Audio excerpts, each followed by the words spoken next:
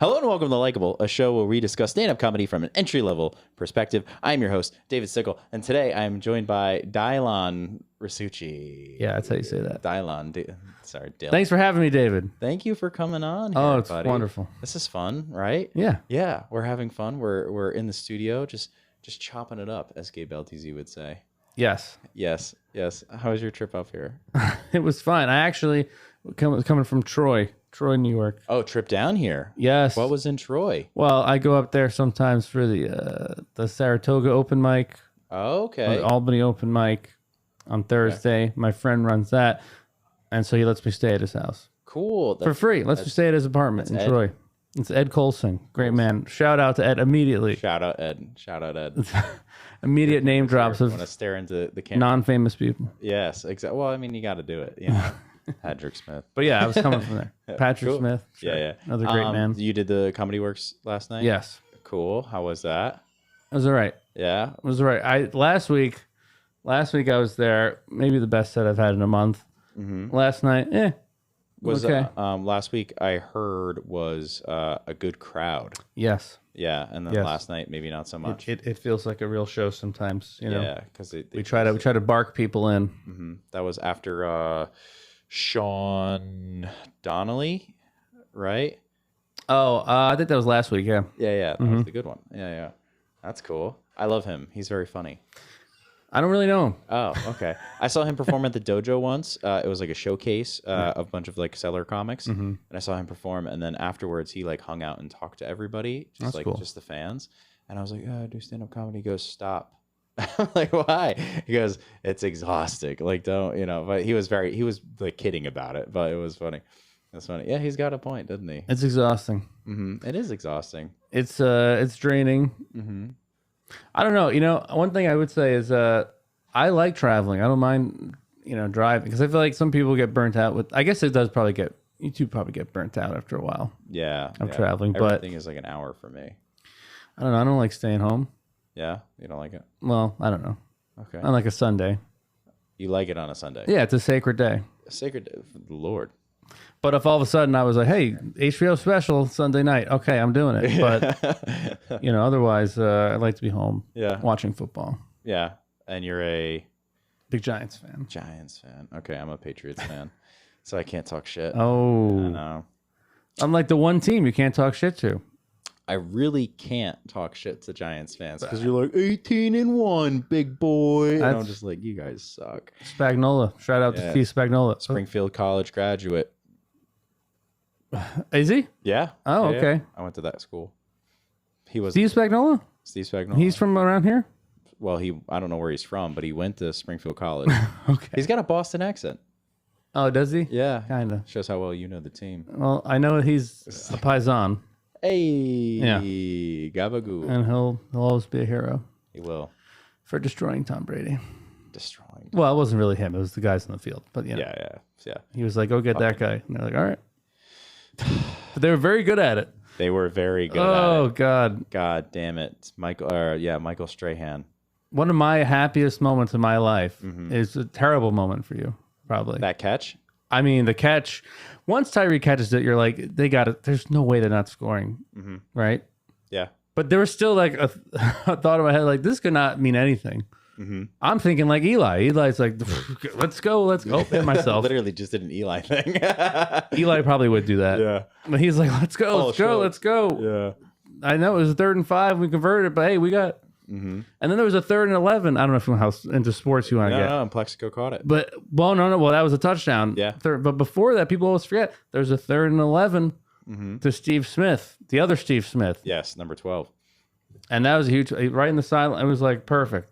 If they don't get that, everyone forgets, but everyone thinks it's a Tyreek catch, but there's a 3rd and 11 after Tyreek catch was so improbable. I mean, it was insane. I mean, he's got a Hall of Famer trying to take the ball out of his hands and Rodney Harrison, and he fails. That's right. Yeah. That's right. David Tyree. Yeah, you think David Tyree versus Harrison. Yeah. Who's winning that? 90. Yeah. And David Tyree is unemployed 2 years later. Yeah. and Rodney Harrison's on NBC. And Plaxico just sold his Super Bowl ring. not that long ago. Oh, because he shot himself in the leg and needs to pay for medical bills. Okay, no, there was a big gap in time. This is many years later. No, I don't know. I don't really know the whole story, but I saw something about it. Michael Strahan. It's crazy how these guys lose all this money. Dude, yes. Well, I think it's because they're young, they get so much cash, and then they're not taught like how to use it. No. You know, which is like, I feel like could happen to any one of us. Yeah, I was just thinking you know, now I'm 33. Like, yeah, okay, if I got all this bunch of money now, I'd be like, oh, I'm saving most of it. Yeah. But like 10 years earlier, no way. Yeah, I'd be like, this is infinite cash, baby. Yeah. Like I just did 1 hour and I made 60 grand. Like, hell yeah. And all of a sudden it's just like, that's never going to end. And boom, canceled. Yeah. Yeah. Yeah, it's tough. I don't know. I mean, you must be so high, you know, I mean, Jesus, that moment Plaxico catches that's lives forever. Lives forever. You guys all this money. How do you keep it? How do you keep money? When you do that? I don't know. How do you keep money? I don't know. Because you know, I think athletes are different because they just do like bottle service at clubs. Like there's like I feel like a lot of pressure in like athlete culture. It's a social thing. Yeah, yeah. And to go and be larger than life whenever you're out. Whereas comedians are allowed to be like, I hate calling comics artists, but they're like they get to be artists. They should be like, I'm socially not here. Like my name's David. I'm an artist. Yeah, I've never said I'm an artist. This is my comedy. Yeah, this is my art.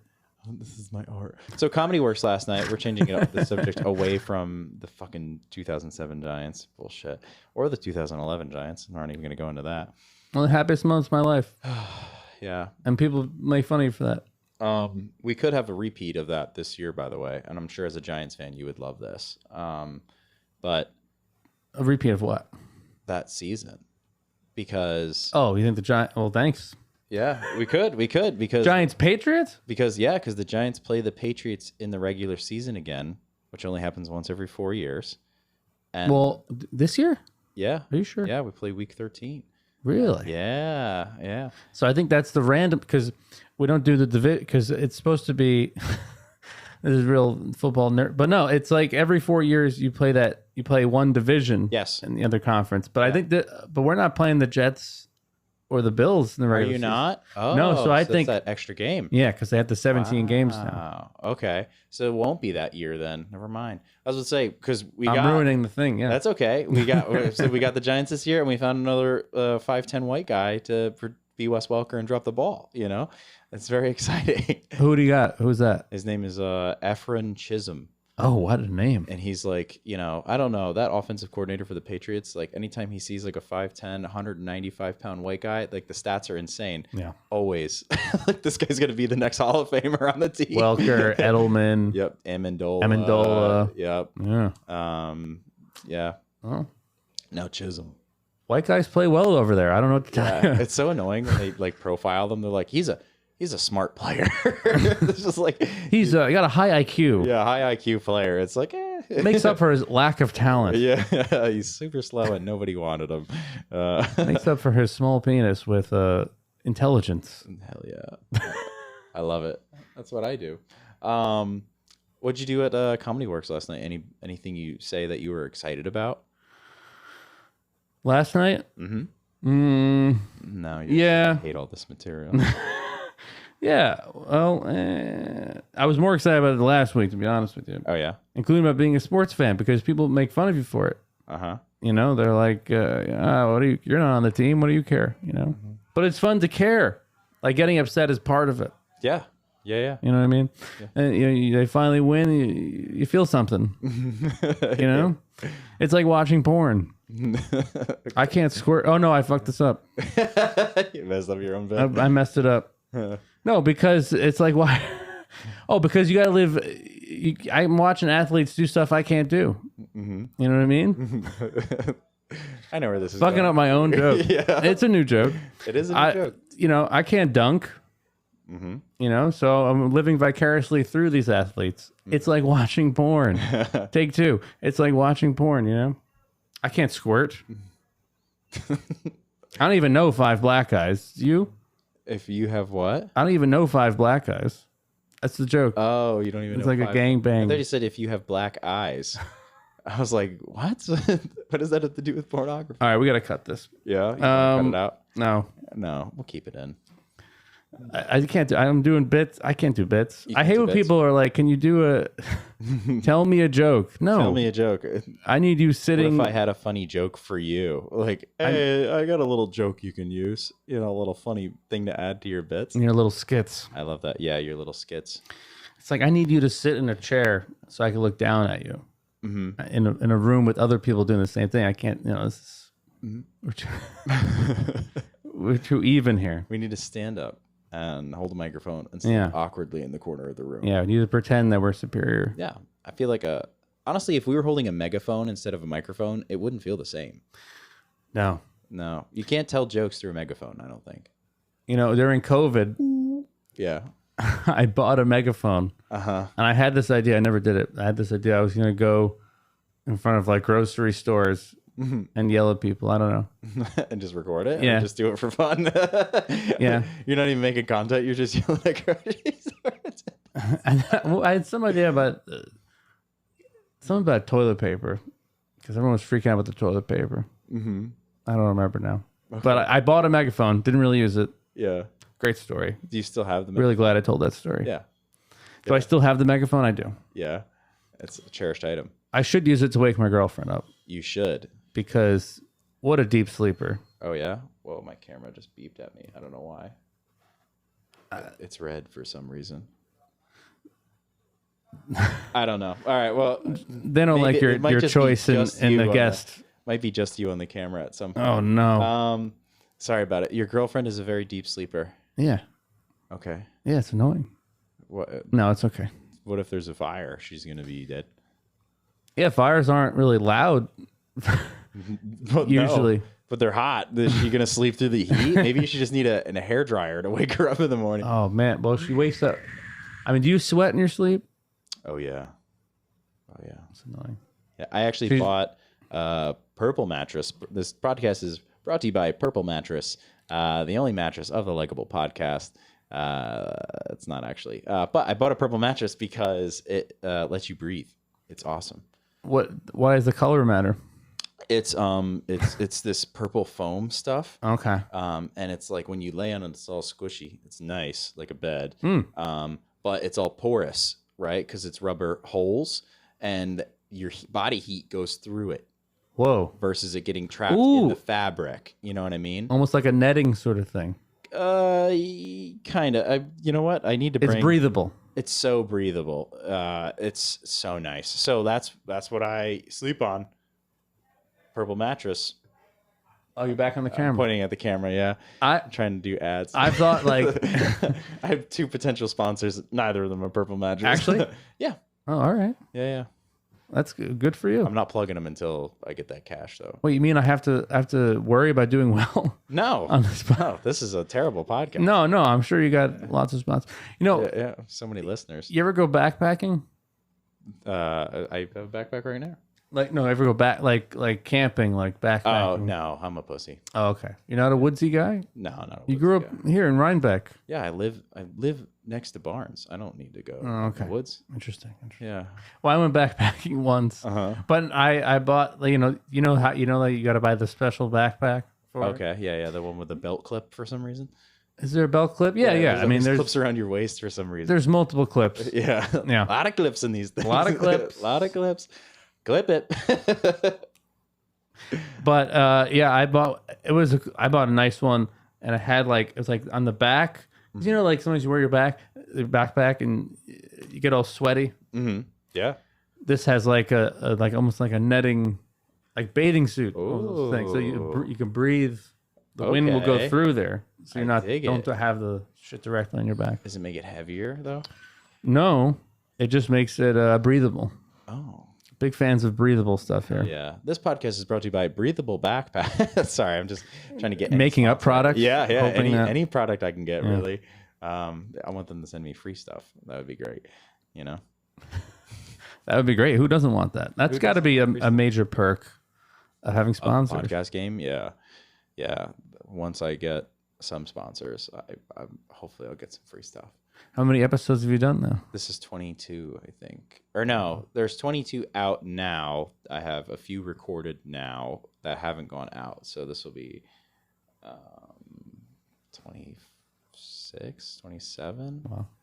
Yeah, somewhere's in there. You're really doing it. We're really doing it. Really doing it. We're really doing it. Probably the best. No, this is, I don't know. I don't know if this will ever be anything.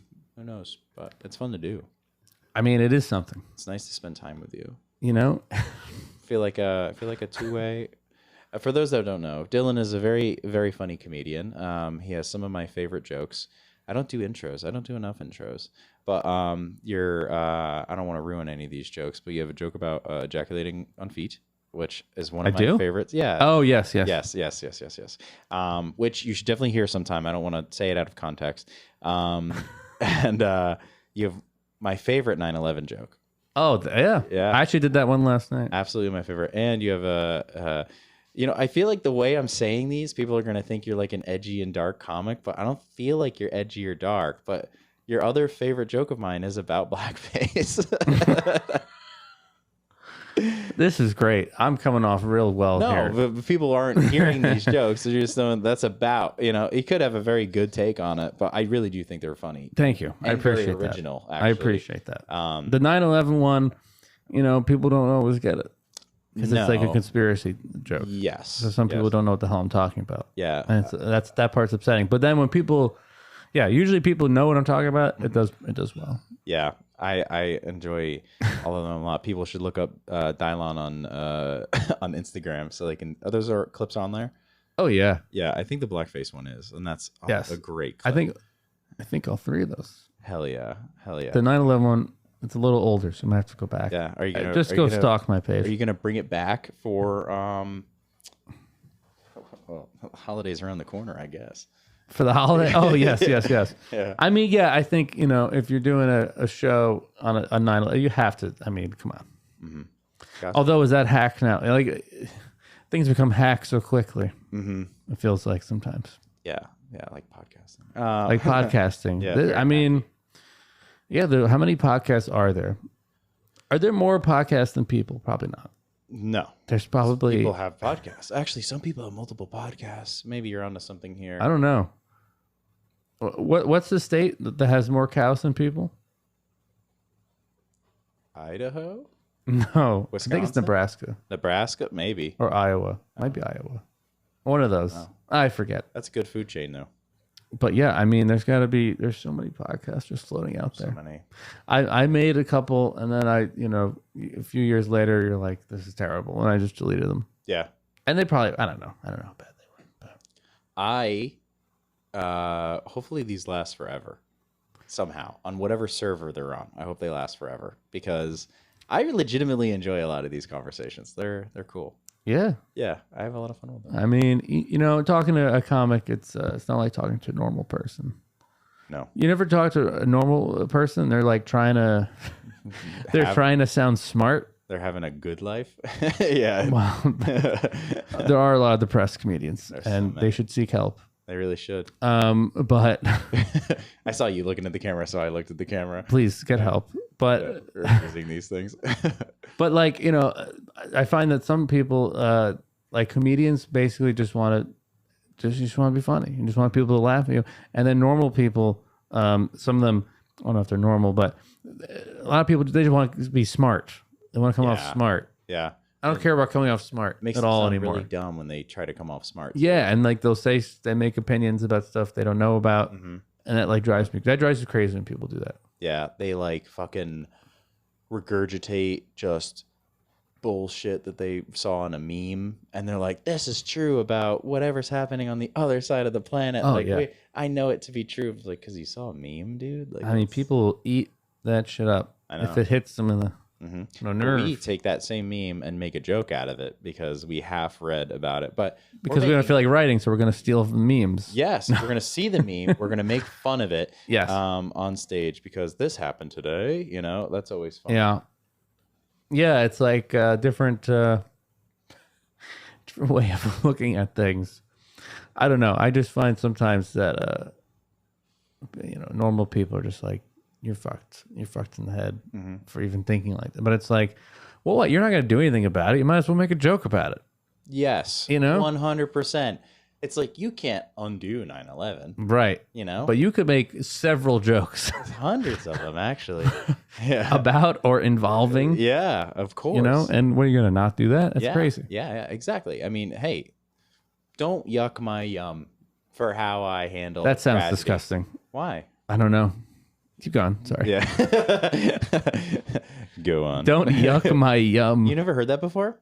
I don't know, but it makes me think people say that for like dudes that really like to if you were a big backpacking fan and I just shit on backpacking so much, I'd be yucking your yum. You know what I mean? If you were a fan of anchovies and I was like, yuck, I don't like anchovies, and I'd be yucking your yum. I understand now. So well, that makes sense, but yucking your yum, it just sounds dirty. I don't know. Yeah. I don't like it. I've said this so many times in this podcast. I don't like it when people are like, your set was fine. I just didn't like the joke you made about people of color. And it's just like half of my set was about child pornography. Like you're okay with all of that. Sex trafficking, you're fine with. Misogyny, you're fine with. But the color, like, it's just like people get selective. It's like, how are you going to determine or dictate what is okay and what's not okay? Just because it affects you or your friend. That's what people do. Yeah, that's what people do. Terrible people. You just have to accept it. You know what I mean? It's just it just is what it is. Yeah. Yeah, no consent. It's like complaining about it is like hack now. No consent? What did you just say? I didn't say anything. You slipped something in there. I think you heard something. I heard yuck my yum and I felt turned on and I need to go now. Nice. No, I don't know. Yuck my yum just sounds gross to me. I don't know. It is, yeah. Yuck. It's a gross thing to do. Exactly. How dare you? How dare I? How dare you yuck my yum? This is the Yuckable podcast. The Yuckable podcast. Yeah. Are you yuckable? People like to do that. They like to shit into things you like. I think people are, they're just jealous, David. I think Who tried to yuck your yum? You have an example? No, nobody. I don't feel like everybody's really supportive of me. Wow. I know. I'm very lucky. It's just really silly. Everyone in your life. I honestly don't feel like I run into a lot of people that are like, what you're doing sucks. and I tell you what, that is also a bad thing sometimes, because when I am doing something that really sucks, people don't speak up. They're just like, oh, supportive. You don't want yes people around you. I feel like I have a lot of supportive people around me that don't necessarily say like, hey, that's stupid. What about on the internet? Because that's where you get the most negative. I've seen people like comment on like a video and like, quit. Quit. Was it one of yours? I said, thank you. Yeah, it was me to myself. Yeah. You have a burner account where you're like, I'm just following that guy's advice. For self-motivation. Yeah. I don't think I do enough on the internet to get people to be like, you should quit. You know what I mean? And you know what? If they're saying it about the podcast or anything, like, I have not heard it. And honestly, if they did, I don't give a fuck what they think. Yeah. Yeah. Yeah. I'm awesome compared to them. That's, how I feel. The best one time I posted something and I don't know, it's like some bullshit crowd work. I don't know. I thought it was funny. I'm kind of, bunch of people are all leaving and I'm like kind of yelling at them, but I don't know. It was, people were laughing, whatever. But then, someone in the comment was like talking shit about how this is terrible. This is my first impression of you. Some bullshit. The crowd is awful. And then two other people start going after this guy, and it's like in the comments. Yes, and they're like, your dad would be ashamed. Like, it just gets so crazy and personal. It's funnier than the video. It's just these people. And then like these two guys are like defending me against this guy. Like, well, what are you doing with your life? I saw your memes or something. They suck. Like, it's just, it was hilarious.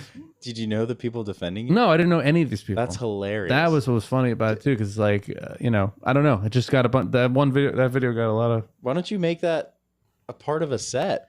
I tried once. Okay. And then I'm just like, I feel like I'm just reading.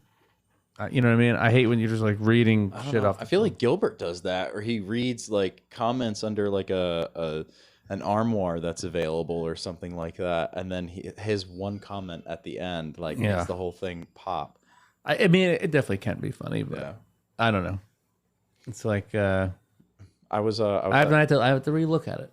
I was But at a show at Laugh It Up last night, and there was a comedian named Christos there. Have you ever seen him before? No. He's Albanian and Greek, which they don't like each other. But he's Albanian and Greek, and Well, two of them at least did like each other. yeah, they did. Yeah, they did.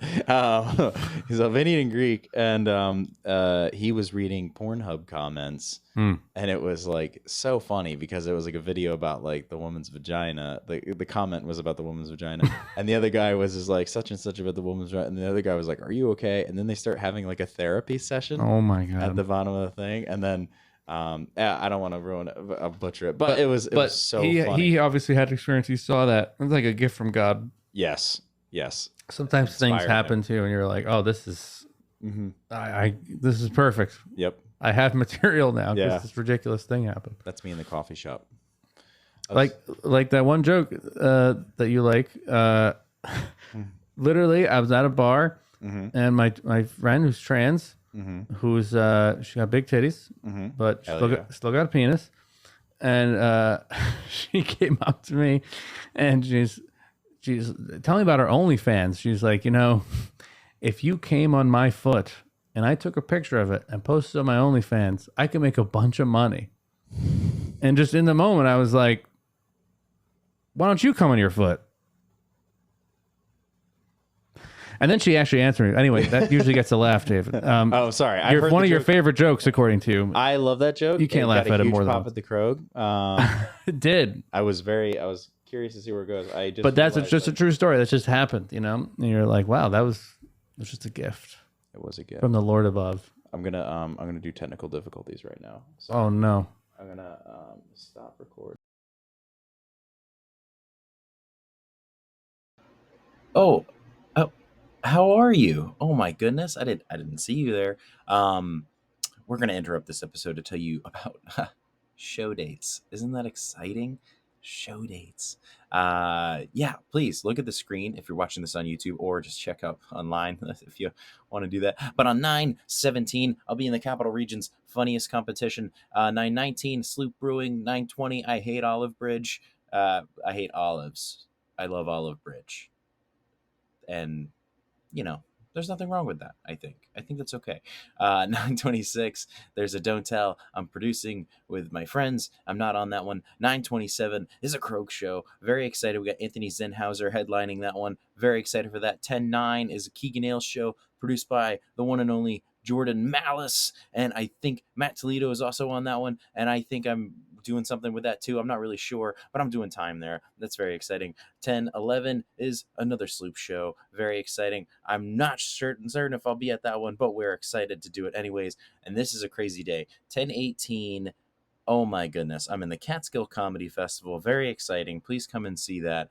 And also on the same day, I'm going to get in the car. I'm going to boogie to a separate location, which I cannot tell you at this time. So sorry, but that is I'm doing the Don't Tell. I am going to be on the Don't Tell. I'm very excited about this. And then 10/24, I'm on another Croak show. Jeez, what are we doing here, guys? And then on 10/25, Likable guest Jacob is producing a show in Pine Island, New York, and I don't know where that is, even though I've been there twice. Enjoy. Please enjoy. Oh my goodness. And that's it. Follow me on Instagram. Follow the Likable Pod on Instagram if you don't already. And be sure we got some stuff coming up. Pay attention because we're going to be doing some merch giveaways. I got some new cool hats in. But hey, that's enough out of me. You know what? That's enough out of me. Back to the episode. And we're back. Sorry, I just had to. It wouldn't let me see the storage settings while we were recording, so yes. So I had to break it up into two parts. That's okay. Sorry. Don't make that face at me. No, it's okay. But yes, that according to you, that's one of your favorite jokes, and that is actually it just happened. It's just a thing that happened. Mm-hmm. Sometimes that's the funniest shit. Mm-hmm. In the moment. I like when that happens. So you sure you want to talk about this? Oh, please. Go ahead. You're okay? Yeah. All right. So I didn't know when I met you at Two Way, way back when. This is over like a year and a half ago at this point. I didn't know that you were on Kill Tony. I was on a Kill Tony. It's a show. Yes, a show, the number one watched podcast, live podcast. Is it on the internet. actually? It actually just passed the Joe Rogan Experience as far as viewers in a given download or something like that. Pretty crazy. You were on an episode. How long ago was this? It might have been 2 years ago, maybe more. It was a while ago already. Were you visiting Austin or living in Austin? No, I lived there. How long did you live there for? A little over a year. And how many times did you? That was my 15th time signing up. Okay, so 15 weeks. And I'm pretty much, yeah. Maybe I missed one. Yeah, well, no, at that point, yeah, I think I was signing up every week. And then, yeah, it didn't go very good. I kind of a mental breakdown. Yeah, on the stage.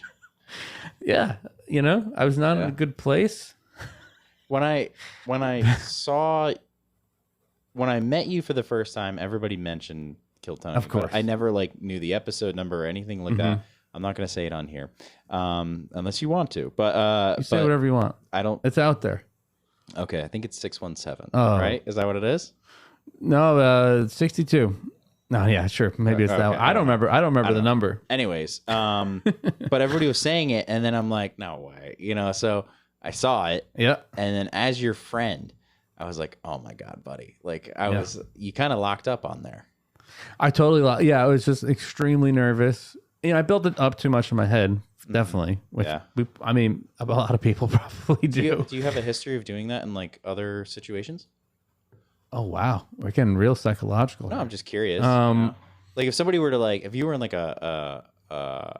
you're in a gas station and somebody came in with a gun and they're like, all the money in the drawer, and you're just trying to buy some ring dings or something. Honestly, I think you would freeze up. I don't think so. I feel like usually in real life and you got to think fast, react fast. A lot of times I'm pretty good, but I think this was a very specific thing that I looked forward to, and just I was too worried. That's what I've noticed about myself is if I'm too worried about something going well, and think about it for a while, and then if I don't know, sometimes I don't know, I was too worried. I was worried about. I was so focused about the minute, because you get 1 minute. Yep. To do stand-up comedy. Yes. And then it ends, and then they interview you, and I was just I had a joke that I liked, and then I was so worried about going over that I just tried to extend that joke. Because the first part did okay.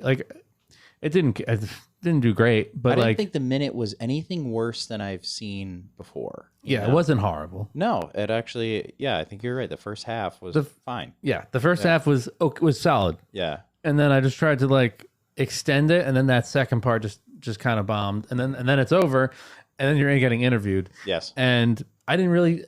I don't know. Stupidly, I didn't I don't think I prepared enough for the interview. Just not even have to do anything crazy, but just at least think about what questions he's going to ask and think about some idea of a response. I kind of was just so worried about the minute, and I figured, oh well, if the minute goes well, then whatever. I'll just be honest in the interview. Yeah. But then as the interview is going, it's I don't know. We start talking about my ex, which I'm pretty sure I brought up, which I don't know why. I guess because I was. Was it a part of the joke? The second? No. Well, he always does a thing. He's ask about your love life or whatever. Yes, he did do that. And I could have mentioned another chick that I had hooked up with, but instead I said something about my ex. I don't even remember because I only watched this once. I experienced it and then I watched it once and I was like, I don't need to see it again. How did you feel watching it? Horrible. Well, pit of your stomach, or so. All right, we'll break it down a little bit here. So first of all, the interview starts, and first thing he's like, "How long have you been doing comedy?" And I'm even hesitant and weird with that because I first did it a long time ago, but I only started doing it consistently 2021. It's I should just give a short. It should just be 3 years, 4. It should just be that. And I was basically 3 years. And he's basically 3 years? What does that mean? Red band. He was just up my ass immediately. So it just started off wrong. And then, I don't know, we start talking about my ex. And then I'm as I'm up there, I'm well, how much do I want? you think like, oh, I'll just be honest, but then you're up there and you're like, wait, do I want to talk about that? Do I want to say this? So I was just very like hesitant with my answers, and then like I wasn't lying, but I was Massaging the truth. not even massaging the truth, just not telling the full story. You're omitting things. Yeah. Okay. So that was a mistake, and also like getting very defensive.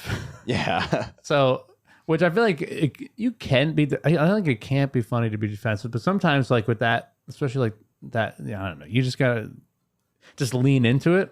I didn't. I went the exact opposite. I was just defensive, and then like also didn't really want to talk about, didn't want to get into the details of of the story. So it just sounded like I was full of shit, and then they create this narrative. Oh no, you guys broke up because she was cheating on you. She was definitely married. Yeah, and that's like killing, you know? And so, from my perspective, I just, in the moment, I was just like, these people are fucking idiots. Like, no, that's not what it is, And like, I'm just like, and I was just digging a hole just deeper and deeper. And I just kept trying to defend myself and that was just not I was too defensive, way too nervous, obviously. A couple times I was like, I couldn't even like, I was like, wait, what did he just say? Like, it's just the nerves are going. So it's just like every mistake, I walked every joke. I walked right this way, walked right into it, and then, yeah, I was legitimately angry at the end because I felt like he turned the audience against me. Now, in retrospect, I mean, I made a million mistakes, like I just said. Did you feel that way watching it back? Not as much. No. Watching it back, I was like, ooh, I'm just making a lot of mistakes here. Did obviously it's like, obviously he's a piece of shit, Tony. Yeah, he's an asshole. I mean, he's successful for a reason, I mean, I've seen him be a bigger asshole to other people. I've seen him.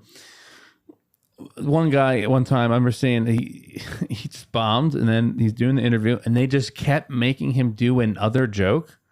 So he did like 7 of his jokes, and he'd been doing comedy like 7 years, and just everything. And he was kind of doomed. I felt like it was like you're setting him up to fail. Yeah. Which is like, why, dude? Because sometimes the crowd wants you to fail. Yes. And they just they won't give you anything.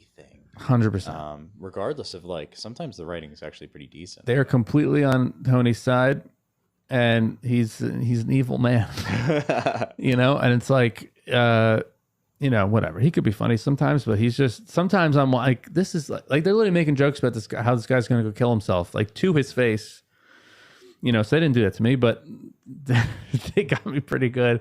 Yeah. And by the end I was pissed, and I felt like, because I felt like sort of like what you're saying with like the crowd like wants you to fail, and I don't know. I was just so angry, and I was like, "Fuck you, people." Yeah, was this at the mothership or the fuck Vulcan? You, people? It was at the mothership. Okay, 300 people, and they booed. I think that I started hearing some boos. Yep, and that pissed me off. And I was like, fuck you people. You people don't know shit. And then they booed harder. And some people, and then Tony was like stood up and like told them to stand up and boo me harder. And like I swear like 100 people gave me the finger. Yeah. I gave them the finger, but I was like, the moment I said, fuck you, felt amazing. Yeah. That very short moment.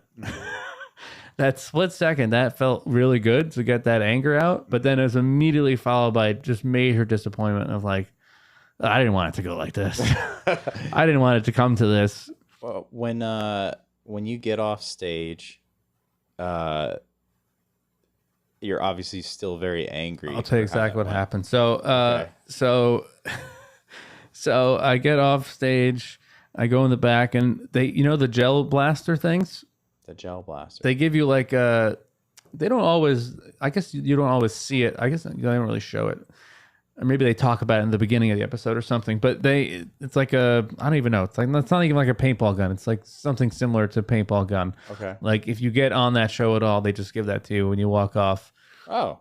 Yeah. That's cool. Whatever. Because I guess that's one of their sponsors. You could be giving out things like that. If I ever make money off of this podcast. Yes. So I walk off. Some guy, who I think is a comic, I forget his name. Oh no, anyway, he gives me that, And he's like, don't use it on yourself tonight. Because it's like a fucking gun. Yeah. Fake, you know.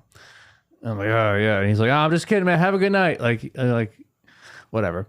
I was clearly was a little shaken up. And then immediately I go in the back and there was these guys. I don't know if they still do this, but there was a couple, like not totally separate from the show. These guys, you know, and there's all these people that almost like, I don't know, I guess say profit or just like try to like create content off of the hangout of all the comics there. And these guys like would try to interview people as soon as they get out. So my head is fucking spinning. And you know, I still haven't seen this video.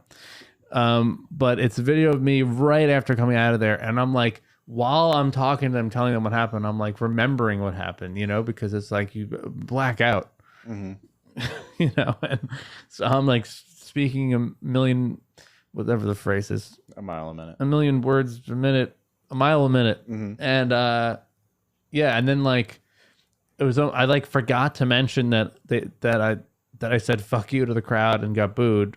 And then they stopped recording. I was like, oh yeah. And at the end, I said fuck you, and I got booed. And like, wait, what? No, we gotta get down there. And then they had to re-interview me. But yeah, I still haven't seen that video actually. What did you? But I'm like, got my hand in my head. I'm like, oh my god. I just kept saying, oh my god, like just processing. The fuck just happened. Did you just like go get blackout drunk after that? No. Like what happened? Oh, so then after, well, I immediately go find my one friend, Jovan Afzali, who's still down there. Very funny. Oh, he does Albany sometimes. Yeah. He's from Albany area. Very funny. He's done it a couple times on Kill Tony. He's gone to Kill Tony like 4 times. Yeah, he's done it. He's had more positive experiences. Yeah, he's done well. He's done pretty well. And you know, and a lot of people I'll see like on Reddit or whatever, like, oh, why didn't he get a fucking regular spot? Or why is it like Tony hasn't as far as I know, I don't think he really got anything from any of those in terms of a secret show or anything. But anyway, I go to him. I'm like, dude, I'm like, you know, whatever. Just telling them what happened. Him and a couple other friends, and then a couple people were like, hey, good job. Like a couple people saw me that were in the show, and were like, oh, good job or whatever. I'm like, yeah, okay. And then this one guy, like, was really wanting to talk to me, and he was like, dude, that was like such an iconic moment for the show, like. You saying, you know, and he was like, you came off, what did he say? He said, like, you came off as, like, likable and relatable. You didn't come off as a good comedian, but you, it was, you know, he was just, like, emphasizing I was, like, a great moment for the show. Was he a producer for the show?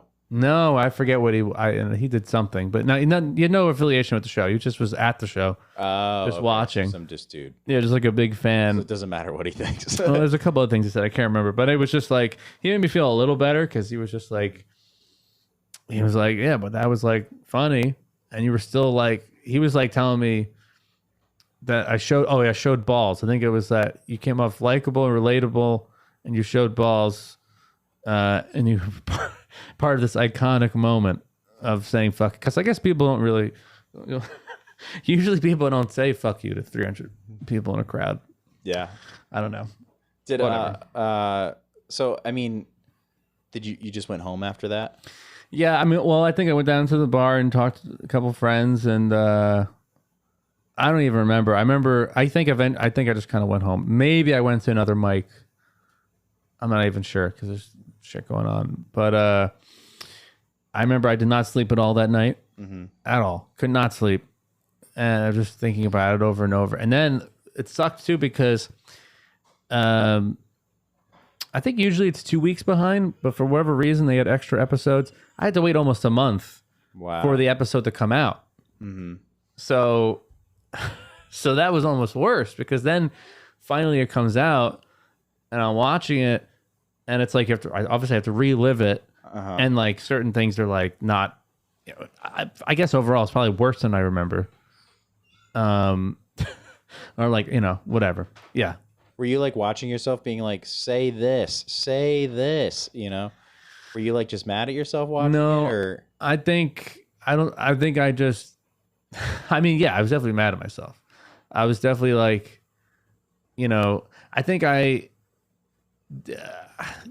I think it was probably realized as I was watching it that it was worse than what I remembered. Or like there were certain things like, well, it was kind of funny when I said that. And maybe it kind of was, but it wasn't like, I don't know. It was even worse, I guess, in a way. And then, yeah, like it took me a while. Although I felt the night it was filmed, the night it actually happened, I felt extremely motivated after that. I was like, fuck this. Like I could do so much better than that, you know, whatever. But yeah, then rewatching it, I mean, yeah, it's very, very humbling. Yeah. Were you, did you live in Austin for a long time after that? Yeah. I mean, I've only been there, you know, a few months, I guess. You know, maybe 3 or 4 months at that point. And then I still was there for another almost a year after that. Yeah. And I kept signing up. I signed up way more after that than before it. Really? Yeah. Because you wanted to get on and fix it. Yeah. Okay. And, you know, I watched the show for, I basically watched it religiously for like a year. And, after or before? Well, mostly after. Okay. But, you know, because it kind of started before. Like basically once I got there, I started watching it. Okay. And then, like, you know, maybe I'd seen like, because I visited, I guess, like a year earlier to visited Austin just to check it out. And I met some guy there, some other comic, and then he like showed me the show, and I had like heard of it. But I didn't really start watching it until basically when I moved there, or maybe right before. And then after like a year of watching it like religiously, I just hate it. I just grew to hate it because I just hate him so much. And I feel like I say that, and maybe people are like, oh, that's because you had a terrible experience. And it's like, I guess maybe that's part. I mean, I can't say it's not part of it, but I just hate him. Yeah. You know what I mean? Like, and like I've seen, like I said, I've seen him be way worse to other people. And you're like, you know, it's like one thing to like have a good roast joke. It's another thing to just be an asshole. Yeah. You know, where it's like, that's only funny to a certain point, and then it's just kind of like, unnecessary. He was having a bad night one night as far as like temperament goes. And I remember him, they pulled like 4 New York comics in a row, and the first one got it the worst because they were holding the microphone and they were doing this, which I guess is like a New York thing, because he made it seem like it was. He goes, I can tell you're from the city because you're doing this with the microphone. Was it the shaking? Because I thought it was like having 2 hands on it or something. He was pointing. I think I saw that. Yeah, yeah. And like, yeah, I didn't like the way they were holding the mic. Yeah, that might have been a year ago, and he called it out. And then every person after that was like New York, and he just shit on them all. Which honestly doesn't like. I don't tell a lot of jokes that are formatted for a minute, so. I mean, I have like no interest in going on the show for that. Like, I think it's interesting when people are like in the city and trying to do it, because it's like, all right, you're not even going to see a good show, because when he does Madison Square Garden, it's like all guests. Oh, right. And then 3 bucket pulls, you know, and they all bomb because it's, you know, a 30,000 person arena or whatever. Yeah, and a lot of times people that aren't actually doing comedy sign up, you know, and end up getting on. Promote their OnlyFans and bullshit like maybe, that. Or literally just people that are like, oh, I've never done it before, but tonight's tonight. And it's like, you know, I mean, there's nothing wrong with that, I guess, but it's just, it doesn't always. It fucking sucks for the comics. Yeah, right. There's all these comics that are like doing it all the time and trying to get on there. What I think that sucks is that, like, how long have you been doing comedy for in total?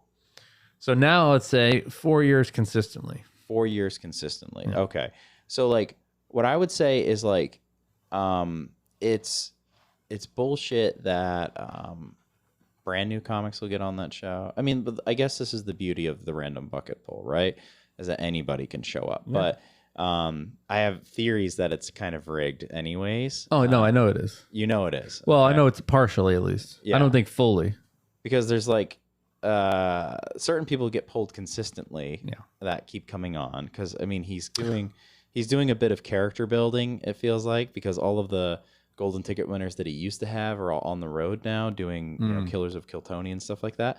But like, so he's pulling some people and he's making them characters, you know, and then, you know, they're just becoming like regular acts on his show. And now it became more obvious like last week to me when there was a guy that like just won a golden ticket, but now he's closing, or he's doing like the middle spot, which is what Cam used to do, you know. And I don't know, so that's my thought on that. But what kills me about it is that like I think Austin has invited a lot of comedians that want to make it big quickly Yeah. that aren't necessarily ready for it. Oh, yeah. But when they get on that show, they try to get attention quick, so they just do shock pop humor. And like that only works for like, I feel like less than 10% of actual comedians, you know? Like Right. like Tom Segura is a great shock comedian. Now he's more vanilla, I think, as he's become a dad. But when he was younger, you know, he did a Netflix special and he did a joke about a 69 where the guy is on top, you know? And he's like, yeah. that's your mom gagging on, you know, upside down. You know, he's like, he did this whole thing and it was like, it was shocking, you know, to hear him say that. But also not a minute format. But what they, you know, so it's like, that works for some people. But I mean, you see some of these comedians get up there and they're just like, you know, trying to say the most racist thing that they can think of. And, you know, it's like, this didn't go well, you know, this is terrible. And now you're seeing, I've been ranting about this a lot this past couple of weeks, the cover comedian that like dresses and acts exactly like somebody who is retired from the comedy game. There was like a Mitch Hedberg copy on like 2 weeks ago. Oh, really? And it was atrocious. Like Tony kicked him I off wonder the if I stage. know that guy, because I remember seeing a guy down there that had like the exact delivery and cadence, and like it was weird because like a couple of the jokes were like good, but you're like, he even looks like him a little bit. Yes. With long hair. This is this guy. It's probably that guy. Yeah. I think right before I left Austin, I Yeah. maybe saw him around, and Drives me you're nuts. like, I can't. It's like, can I like this guy? Like he's doing, you know what I mean? It's like, even Copying. if, I don't know. I think I heard other people say he actually did like a word for word Mitch. I don't know if that's true. I didn't see him do it on the Kill Tony episode, but he did. But he only did a minute, so Yeah. Well, the thing with that show too is like it's all about characters sometimes. Which is like, I'm not against a funny character at all, but like sometimes it's, I don't know. Sometimes it just seems kind of stupid, and it's like, I don't know, like, is that sustainable? Like, you just keep doing the same character. But I mean, whatever. As a comedian, is that sustainable? Yeah. Oh yeah, I have no idea. I mean, I like that when I go up and I do time, it feels like me when I'm doing that, you know? Sometimes when I have a set and it doesn't go as well, like I'll watch it back and I'm just like, I don't think I'm looking natural up there, you know? It's just not who I am, you know? I find that totally, like, I remember like my friend has told me, like, oh, you got to sound like you're having a conversation. That's when you're funny. And yeah, like, because I think like a couple weeks ago, like last week, I had like a really good set in Saratoga, and I felt like it was because I sounded so natural. And the week before, it was like I was just going through the motions, or just like, just sounds like rehearsed. But it was new material though, right? Well, no, so the newer stuff went better because it sounded more natural. Okay. The stuff that I was repeating the week before, that was like, newish, but like I've done it a bunch. I didn't sound like, I don't know. I've noticed this sometimes. You have a bit where the first time you do it is sometimes the best because it's like new and fresh and you're like excited about it. And then I'm like, oh, what am I going to do? That's the thing. I'm worried now. Now it's like, oh, I want to show everybody what I can do or whatever. I'm worried about it. And then it screws me up. Yeah. You know? Do you think it's like you're less excited to do it too? Yeah, 100%. Yeah. And then it's like, I just want to do well. I'm worried. I hope I don't not do well. And it's like, that's like the wrong. I find it's almost like I have to trick myself into acting like, oh, I don't care. Yeah. But obviously I do care. Yes. But it's almost like I have to pretend like I don't care, and then it'll go. It will go better, you know. Sometimes I have to. I feel like a bit of my character is always like excited to tell people stuff, and then there's sometimes where I'm just like, man, I am not excited to do this, Mike. You know? And I'm just tired. But yeah, you know, it burns you out. Yeah, there are times when I'm tired and I go up there and I end up getting excited to share it. So it works out. But like there are other times when I'm in the middle of the set and I get done and I'm just like, I could have stayed home. Like, you know, this would have been fine. Oh yeah, I didn't been there gain many anything times from this. You know. Yeah, I think if I'm not excited about what I'm about to say, it's probably not going to work great. But if I'm at least like, you know, like the joke I fucked up earlier. Mm-hmm. Like I did that last week, and it was nice and fresh, and it just came out of my mouth perfectly. The delivery was just good, and then Yeah. I don't know. Yeah, sometimes that happens with certain jokes. Oh, this one time it just came out perfectly, and then I tried to repeat it, and I was worried about doing it the same, or I just didn't. I don't know why. Yeah. And then other factors, you're like, oh, maybe energy just, I don't know. You're like, yeah. You think maybe the crowd just wasn't there, or like. but it's almost never but... purely the crowd's fault. No, I mean sometimes you can definitely tell when like certain jokes you're just like, like I wasn't gonna win this to begin, and then but yeah, I mean it's amazing because I've definitely gotten done with a set at a show and been like, yeah, I think the crowd just wasn't good, and then I'll see a comedian go on after me and then crush, and I'm like, fuck me, like yeah, the crowd was good, I just did it wrong. Yeah, then it's like regardless of what's true, you don't want to get in the frame of mind. That it's their fault, because then you're, letting yourself off the hook. Yeah. I like sometimes this is what I've been doing is like if I don't do well in a set, I'll get off and I'll be like, I think it kind of accepts that I'm the problem, but I still blame them, so it works out for me. But I'm just like, they didn't like this joke, but I have to learn how to say it differently so people like that will like it. Yeah, But I'll just say like that just.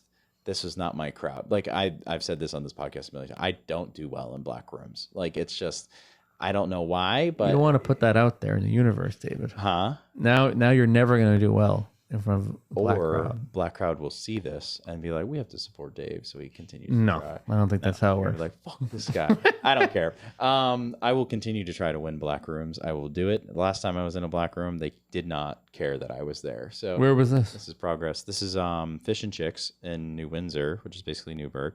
And there was a birthday party going on for a 60th birthday party, all black, 40 people there. I was talking for Were you 10 talking minutes. about cows?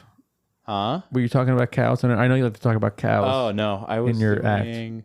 What material was I doing? I think I did voice acting, like the bit I do about where I pretend I'm a voice actor. Okay. And they could not give a shit. Something beeped. They could not give a shit. And I just. But white people love the voice acting bit. Is that what you're telling me? White people love the voice acting thing. Yeah. So the crowd noticeably paid attention when black people were on the stage, and I was like, oh, okay, so this is maybe they just don't like me and my energy, like I'm not even saying it's a skin color thing, I'm just saying maybe it was my like nervous energy because I'm in a room full of black people. But then Dan Madonia goes up and fucking slaughters, and Dan's just as white as I am. Is he Italian? I think so, yeah. Then he's less white than you. All right, well, He's more like me. I'm Dutch. A paisan. Yeah. Black people love Italian people. Do they? I don't know. I'm making it up. Oh, but okay. I was gonna say, I thought Italian people were like more racist than Irish people. Stereotypically, yes. Yeah. Old school Italians are pretty racist, but I don't know. We got a lot in common. Yeah. Italians and black people. Yeah. Big dicks. Yeah. Loud, big dicks. Love white tank tops. White tank top. Love white tank tops. Criminals? No, I'm just kidding. Cancelable. No, that's definitely not what's gonna get us canceled. No. That was 2 episodes ago. So what do you we do have to wrap up soon, but I do want to ask questions that are about you more. It's been cool to see you dating somebody. I will say you seem happier. Oh, thank you. Which is cool to see. Yes. And I mean this in the best way. Usually you seem like you're dissatisfied with a lot of things. Interesting. I mean that in the nicest way. Well, what do you mean? Dissatisfied with life? I don't know. Yeah, sometimes you come to the open mic and you seem like you want to be grumpy, but you can't because you're around people you like, Interesting. Yeah. But did you do you have a degree in psychology? Sociology. Oh, me too. Really? Yes. Oh, that's I have a awesome. bachelor's in sociology. Same. So we love black people. We do love black. Because we because we've learned a lot. All we about learned was socioeconomic development and racism and sexism. That's all I learned about. all about it. And I specifically applied it to police officers, which was wonderful.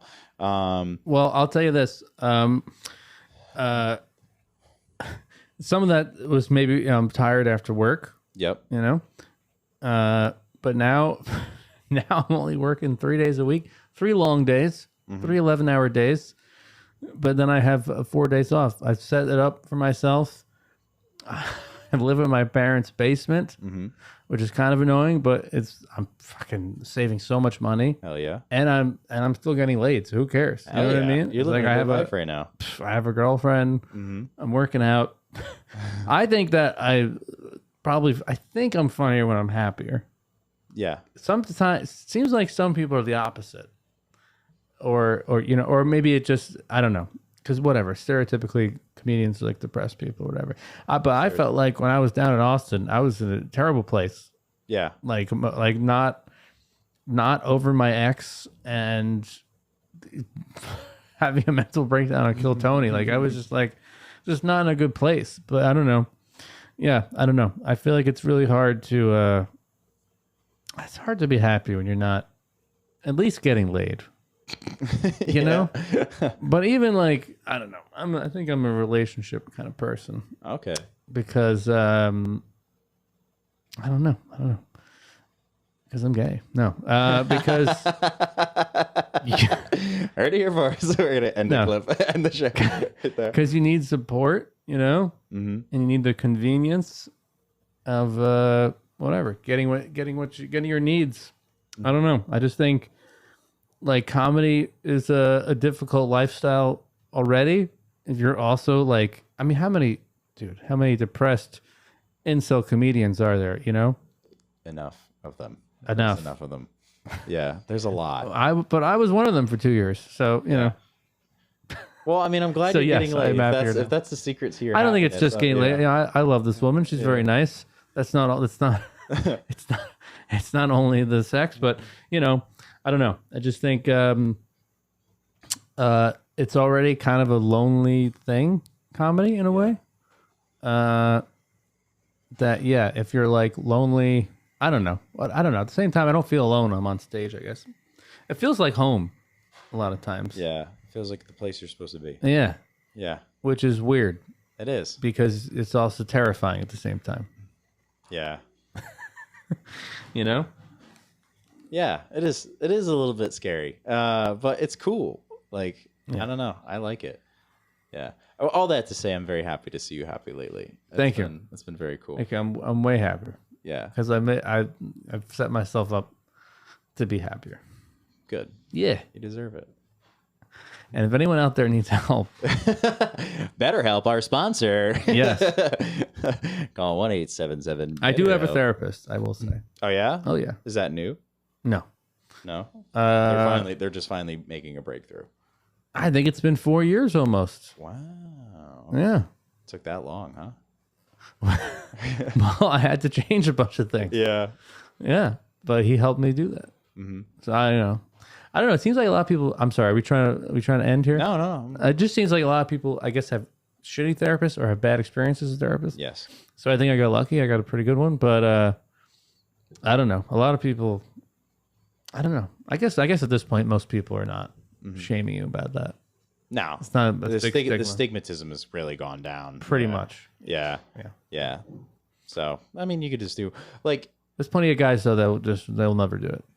Of course. I also think that there's just too many therapists, you know? I'm sure. I mean, there must be a lot of bad ones because I've heard some stories. I think any job or a career field, there's good and bad in all of them, right? So pretty much. There's got to be a bad therapist out there that's just like giving people the most toxic advice. Yeah. It's like, what do you I mean, I'll hear story, you know, you're like, what? Like how, or like, you know, breaking brown boundaries. That's like they're supposed to be teaching you to you know how to do boundaries and they're breaking them like that, you know. So I don't know, you got to find a good one, and you could find a good one on BetterHelp. That's right. I mean, I don't use BetterHelp, but I'm sure it's great. We all could use BetterHelp if we wanted to, because you could use discount code Likable10 for 10% off your first session at BetterHelp. That's good. Make a promo before. I'm doing it, man. I think it's gonna speak work it out. into existence. Speaking it into. Are you manifesting? Manifesting. Are you a big manifester? I'm womanifesting right now. You're trying to manifest a woman? No, I'm manifesting because I feel like women have more power than we do, if I'm being honest with you, when it comes to manifesting. Like they're more in touch, so that they're able to. 100%. So you're saying when women manifest, it might actually work, but yeah, because they connect to a lot more things spiritually than we do. 100%. You're happier now because you're having sex. Women, women have to do a lot more work to be happy. It's the companionship. It is the companionship. You're not alone. Wait, what was I going to say? What were we just talking about? You're not alone, Dylan. I know. I want you to know that. Thank you. Hey, you're not alone. Thank you so much. As an Italian, this must be so uncomfortable. Feelings? Yeah, well, I just feel like you're used to like a relative yelling at you. That is a true stereotype. There's a lot of yelling. There's. What's the matter? What's the matter, you? Huh? Wait, I was gonna say something. I don't know. We were talking about manifesting. Manifesting. Mm-hmm. Oh, I was funny because when I was my one aunt, she's fairly into Jesus, you know, which is fine. I don't care. But she was like, she said when I was single for a while, she said that she goes, I think God is currently grooming a new girl for you. Grooming, which is sweet, I guess. Yeah. Sounds a little weird. Interesting word choice, though. I didn't know that God brushed girls' hair. Yeah, he groomed them. Oh, like a Bratz doll. What the hell's a Bratz doll? It's those dolls that are like over sexualized. It's a doll? Yeah, you never seen those? No. So like there was Barbie that was like improportionate for like women's standards, right? Right. And then when I'm 34, I don't know how old you are. 33. Okay, so when we were like in our teens, they came out with the Bratz doll. I remember that. Yeah. All right, which is these like girls that look like they're dolls that look like they belong on like Jersey Shore. So they had like crop tops and like filler and like hoop earrings. They were you know like very much like yeah. You know what those are, right? Yeah. So it's just like it's like why do you need DSLs on a doll? You know, like that's fucked up. You know, Barbie had proportionate body size, but this doll has a mouth that you're like, what's up? You know what I mean? Yeah. And you're giving this to daughters, you know? It's just like, why are you showing a little girl that they need lip filler now? You know, it's fucked up. Well, maybe the doll has good lips. You know, there are people that are born with beautiful DSLs. The people that are born with that. Not me. You got some nice lips. Oh, okay. What? You know, don't deny it. It's on camera. No, thank you. Thank pretty you. Little lips. Yeah. Thanks. Hell yeah. Delia. Thank you so much. This is the most uncomfortable podcast. No, it's fine. Oh, I've had more uncomfortable. Yeah, I'm aware. That technically is a podcast. Oh yes. Yeah. Yes. Yeah. Yeah. A live podcast. Live podcast. Do you have anything you want to say before we get out of here? Anything you're curious about, or anything anything you wish we covered? We want to talk about? You think Giants Patriots Super Bowl this year? I would love that. I don't know about that, dude. If the Giants play the Patriots in the Super Bowl this year, this is very cool. Ouroboros, we're ending how we started. If the Giants play the Super Bowl this year against the Patriots and the Giants win, I'll probably be pretty happy the Patriots made the Super Bowl because they're really not expected to make the playoffs. Yeah, but if they lose to the Giants again, I'm probably gonna kill a Giants fan. Thanks for the warning. Yeah, just don't see me that February when that happens. I'm gonna rip somebody's arms off. David, what are you might be the only person in America that thinks it's going to be Patriots Giants in Super Bowl. Oh no, it's going to be like the Chiefs and the fucking Eagles again or something I hope like not. that. But if it happens against astronomical odds, yes, gonna murder somebody. That's rough, you know, because if you lose to another team, then you're like, well, at least we got to the Super Bowl. But if you lose to the Giants, You're like, oh my God, you got to be kidding me. I got to say, it does make it feel a little bit better that it'll be Drake May this time versus Tom Brady. He's good. Instead of Tom Brady. You know what I mean? That's because if Tom Brady loses the Giants 3 times. I hope he comes out of retirement. Starts with the Pats. Drake May's going to tear his shoulder or something like that.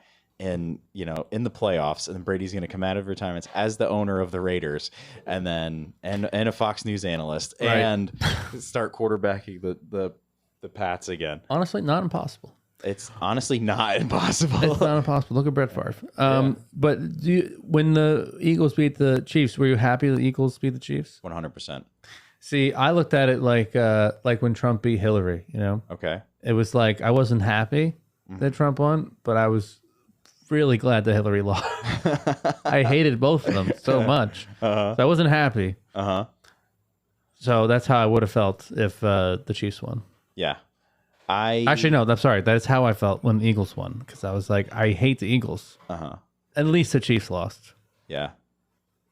I felt like I still would have rather. Actually, I don't know. I think anyway. To me, it felt more like when Obama beat McCain, or not McCain. When Obama beat Romney, I was like, okay, because at that point, I was a little over Obama, but I had nothing against Obama. You know what I mean? I was a little over it, but he had just killed Saddam Hussein, which was pretty dope.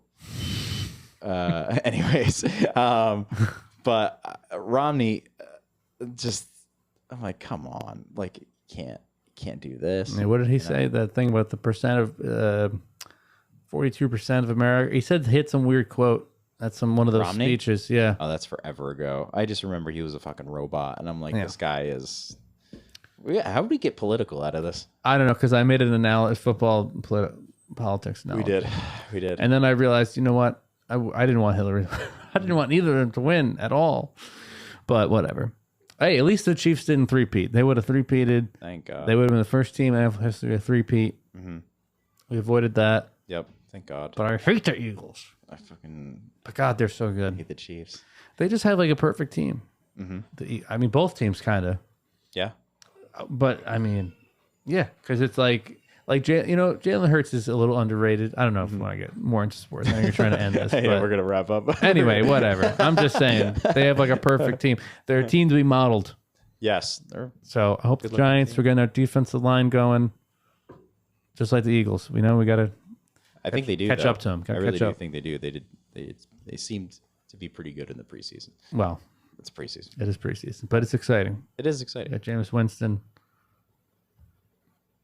Come on. It's Russell Wilson. I know, but we have. I don't know. I thought Jackson Dart. I wasn't gonna name everybody because I thought you were trying to end the podcast. Oh no. But okay. But yes, I'm very excited about all the above. Yeah. Jackson Dart. That's my future. It's our future. I'm gonna make you really uncomfortable. Dylan Risucci, thank you so much for coming today. Thank you for having me. You're a really cool person. Thank you. A very funny comedian. Thank you. I've been very excited to do this episode with you. We had some scheduling issues going to this. I'm glad we finally figured it out. Finally. But I'm happy to sit down and talk to you for this long form that we've been able to. I don't really get the opportunity to do this, but holy crap! It's been almost an hour and a half. Yeah. It's been an hour and 12 minutes on this thing. But I just want to say, you do write some of my favorite jokes. Oh, thank you. And I think you're really funny. And as your friend, I hate that episode of Kill Tony. Yes. And as a comedian, I'm really happy you kept going. Oh yeah. Because your jokes are awesome. And honestly, they do bring me laughs. And like I think about that sometimes, and I'm like, that doesn't happen if he quits, and you didn't quit, which says a lot about you, I think. So thank you. I think you're a cool person. Thank you. I appreciate that. You're a very nice, cool person as well, sir. Thank you. And follow me at Dylan Risucci on Instagram. Can you spell it for the viewers? DYLAN RISUCCI. Dylan Risucci and all the things. Facebook. Dylan Risucci. Dylan Risucci. YouTube. Whatever. TikTok. Yeah. All right. Likable is filmed and recorded with Radio Free Rhinecliff. Thank you to Jen Hammoud and Matthew Rosenberg, our producers. And thank you to the Epicurean, which hosts us for each and every episode. Come in, stop and shop, and maybe you'll catch us on the air. Likable is a comedy-based podcast where experts in absolutely nothing and should not be taken seriously. Consider this your daily dose of questionable wisdom and guaranteed hilarity. We hope. Proceed with caution and a healthy dose of skepticism. Yes. Dylan, thank you so much. Thank you, David. Music. Yeah, you got jokes, yeah, you're insightful, but are you likable?